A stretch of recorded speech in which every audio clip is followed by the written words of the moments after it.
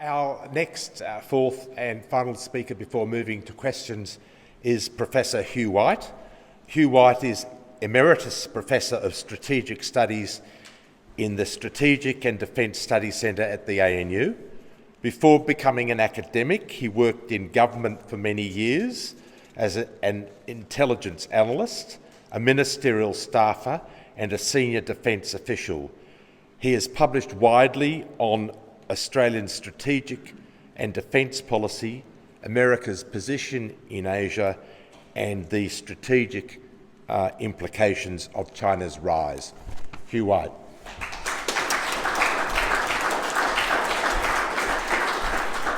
Well, thanks, David, and thanks, Tamara and the IPAN team for bringing us together here this evening.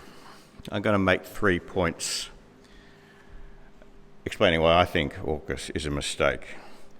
The first is that we don't need them, nuclear-powered submarines. The second, the good news is we're not going to get them, so don't worry. But the third is actually to do worry, because even though we don't need them and we're not going to get them, I do think AUKUS ties us to a dangerously mistaken view of our strategic circumstances. So let me just expand on those 3 points briefly.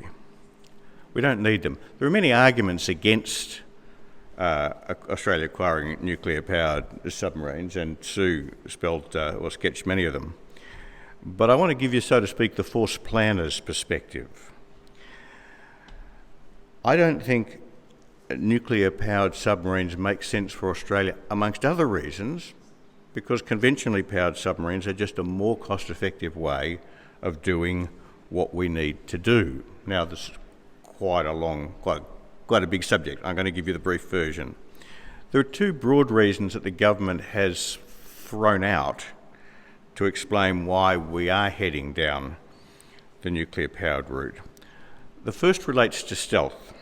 That is, as technologies for detecting submarines improve, conventionally powered submarines are going to become operationally unsustainable because they have to stick their exhaust pipes and air intakes up above the waves in order to charge their diesel engines, which of course nuclear-powered submarines don't have to do.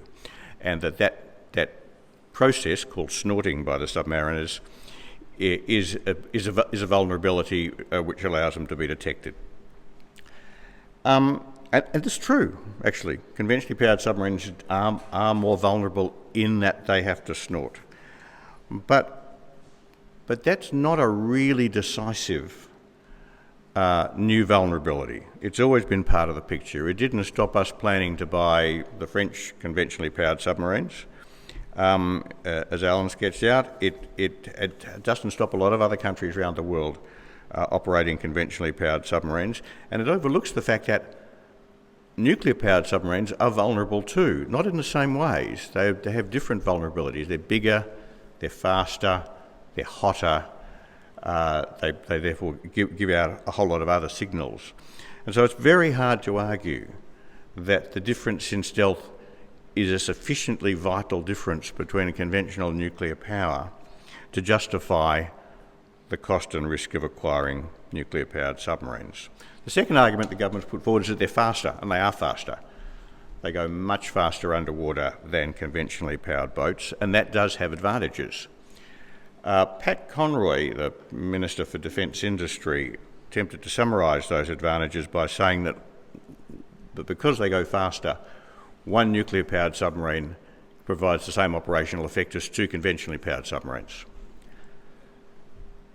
I'm not sure that's right, but just for the purpose of the argument, I'm going to concede that point to him, and then point out that on the government's own numbers, which are very unlikely to be underestimates, nuclear-powered submarines are going to cost 5 times as much as conventionally powered submarines.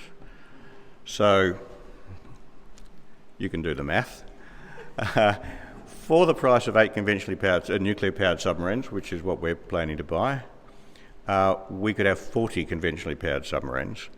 And I'm here to tell you that even a very elementary bit of force planning will tell you that 40 conventionally powered submarines, I had to be blunt about this, sinks a lot more enemy ships than 8 nuclear-powered submarines. It just doesn't make sense from a cost-effectiveness point of view. And that's leaving aside a whole lot of other issues about how hard they're going to be to build and operate, the waste management concerns, the nuclear custodianship concerns, the nuclear proliferation concerns that Sue mentioned, and so on. For all of those reasons, I really don't think the argument in favour of acquiring nuclear-powered submarines holds water, even in what you might call Russell Hill's own terms, let alone broader national terms.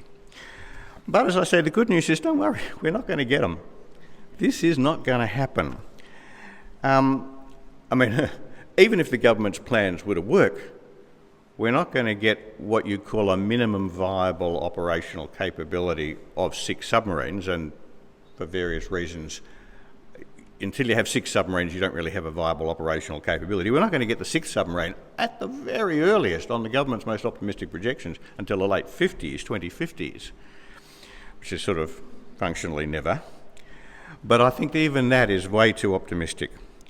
One way of thinking about this is to just look at how complex the heroically optimistically named optimum pathway for acquiring the AUKUS submarines that was announced by the government about this time last year has. And this is the simplified version. The first thing, we have to sustain the present Collins capability for quite a long time, a couple of decades, to make sure we still have some submariners that can start sailing the nuclear-powered boats if and when they arrive. And that is a very difficult task. Then we have to prepare the Royal Australian Navy submarine crews to operate not just conventional submarines but nuclear submarines, which is an immensely complex and demanding task. Then the United States has got to fulfil its promise, if that's not too strong a word, to sell us the Virginia-class submarines when the time comes in the early 30s. Then the British submarine enterprise has to design and build the first of its AUKUS-class boats, which is the boats that are meant to follow on after we've had the the Virginias. Then we have to take that design, bring it to Adelaide and start successfully building these extraordinarily complicated machines here in Australia. And even if all of that comes together, the poor old Royal Australian Navy is left operating 3 different classes of submarines simultaneously: the Legacy Collins, the old Virginias, and the new AUKUS boats. Now, we know how hard it has been for the Navy to operate one class of submarine, the dear old Collins. I'm here to tell you, there is no way the Royal Australian Navy can operate 3 classes of submarines at once, particularly when 2 of them are nuclear powered. Now, all of the steps in that process are extremely vulnerable. Any one of them as a point of failure will be enough to condemn the whole process. But the fact that you've got so many of this, all the links in this chain are weak, but not too clear exactly which one will break first. But I'll give you my pick, because I think of all of those, the most vulnerable, well, it's a tough call, but the most vulnerable is America's willingness to sell us the Virginia class. And there are a whole lot of, and it's important to recognise that if we don't get the Virginia class, then the Collins will go out of service before the AUKUS boats designed and built by the British arrive. And if we don't have any submarines in service, then we don't have a submarine capability. We'll have no idea how to operate the British AUKUS boats. So the Virginias are an absolutely essential part of the process. And the chance of the Americans being willing to sell us Virginias, it seems to me, is very low. They don't have enough Virginia class of their own. The broadly accepted requirement for the United States Navy for this particular class of submarine is 66 boats. At the moment they have something like 35. They're supposed to be building 2 new boats a year, and at the moment they're building only 1. It's been absolutely explicit in the US discussion of AUKUS that unless they can increase their submarine building capacity, a building rate, from 1 or 1 and a bit boats a year to 2.3 boats a year, they will not be able to pass the submarines to us. And their chances of being able to do that are exceptionally low, particularly because this year, for next financial year in the US, they're not even going to fund 2 boats. They're only funding 1 boat. So they're going backwards. The second reason is that I don't think they'll sell them to us is that it would make absolutely no strategic sense for the United States, and this is clearly understood in Washington, for America to pass Virginia-class boats to us, or sell them to us, let's be blunt, unless they were absolutely sure that in the event of a war with China, or anybody else for that matter, Australia would commit those boats to the US-led operations. And this is very clearly the formed opinion in Washington. And I think that is a commitment, so that's a commitment which, thankfully, the Labor government has been unwilling to make. It's declared that it doesn't need to make that commitment. I think that is either astonishingly naive or plainly dishonest, maybe both. But I think unless an Australian government is willing to say publicly, in words of one syllable, that Virginia-class submarines provided to Australia will be committed to support the United States in the event of a war with China, then we won't get the boats. And I like to think that a Labor government at least wouldn't make that commitment. And the third reason is Donald Trump. I mean, it's one of those moral certainties that if Donald Trump wins the election, and I think he probably will actually, he'll scrap AUKUS just because it was Joe Biden's idea, apart from anything else. That's a reason to vote for Trump. So AUKUS will collapse. I'm really pretty sure about that. We're never going to get any nuclear-powered submarines. But the underlying problem remains. That news is not as good as it sounds. Because in the end, AUKUS is not really about submarines for any of the three countries involved. And for Australia in particular, AUKUS is about tying Australia more closely to US policy of trying to preserve primacy in East Asia and the Western Pacific in the face of China's, and I might say eventually India's, and eventually after that Indonesia's growing power, the emergence of these great powers in Asia, and to preserve US primacy by the threat of war. Now, I think that is a bad US policy, and I therefore think it's a bad policy for Australia to support it. Let me be clear, that's not because I don't like US primacy. I'm not actually a sort of an anti-US kind of guy. I would be very happy for America to remain the dominant power in East Asia and the Western Pacific for as far ahead as I can see. I just don't think it's going to happen. I don't think it's going to work, what America's trying to do and what Australia's trying to support America to do. I don't think America can sustain primacy in an era in which the distribution of wealth and power between America and China has shifted so radically China's way, and it's not shifting back. AUKUS helps to sustain the US delusion that it can sustain primacy in East Asia, and it helps to sustain our delusion that that can work too, and therefore pushes us along down this wrong path.